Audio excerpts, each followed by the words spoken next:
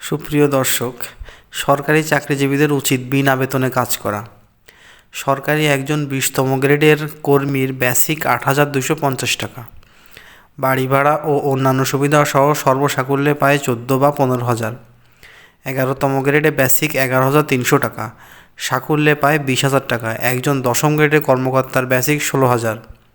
সব মিলিয়ে তার প্রাপ্তি ২৮,০০০-এর মতো। বেসরকারি ব্যাংকের একজন পিয়ন ২৯ থেকে ৩০,০০০ পায়।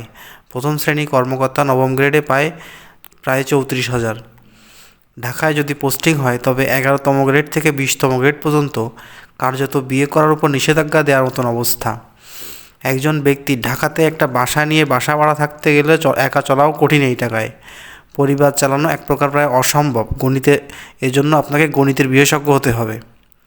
10ম বা 9ম গ্রেডে চলতে গেলে ধরুন বেসরকারি ব্যাংকের একজন পিয়নের বেতনের সমতুল্য বেতনে তার জীবনযুদ্ধে প্রতিনিয়ত প্রশ্নবিদ্ধ হবে তার সততা ও কর্মদক্ষতা।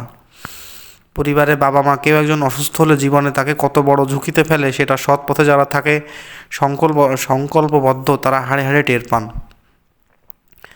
যখন এদেশের সরকারি চাকুরিতে বেতন আশেপাশের দেশের 3/1 মাত্র, তখন এদেশের অর্থনীতিবিদগণের মহার্ঘ ভাতা দেওয়ার বিরোধিতার প্রধান যুক্তি হলো এতে বৈষম্য বাড়বে, মুদ্রাস্ফীতি বাড়বে। অর্থনীতিবিদগণের এইরকম আশঙ্কা প্রকাশের পর নিশ্চিত হওয়া যায় কেন তারা আসলে এদেশের দ্রব্যমূল্য নিয়ন্ত্রণ করতে ব্যর্থ হন, কেন মুদ্রাস্ফীতি নিয়ন্ত্রণ করতে তারা ভূমিকা রাখতে পারেন না।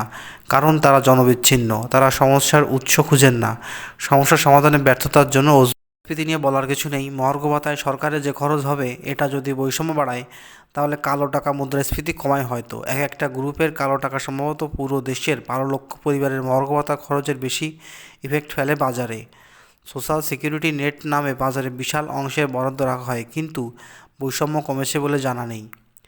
যেটা ন্যায্য সেটাকে অস্বীকার করা অপরাধ, কিন্তু যদি ন্যায্যতাকে অন্যায্য বলে প্রচার করা হয় এটা মহাপাপ। যেটা বৈষম্য কমাবে সেটাকে বৈষম্য বাড়াবে বলে প্রচার করা সত্যের অপলাপ। যা মুদ্রাস্ফীতি বাড়ায় সেটার ব্যাপারে চুপ থেকে মহার্ঘ ভাতাকে প্রচার করা হলো। কালো টাকায় মালিকদের জিনিসপত্রের দাম বাড়ানো নিকৃষ্ট বিজনেস প্র্যাকটিসকে টিকে থাকায় যুক্তি হিসেবে স্কেপগোট দিয়ে দেয়া।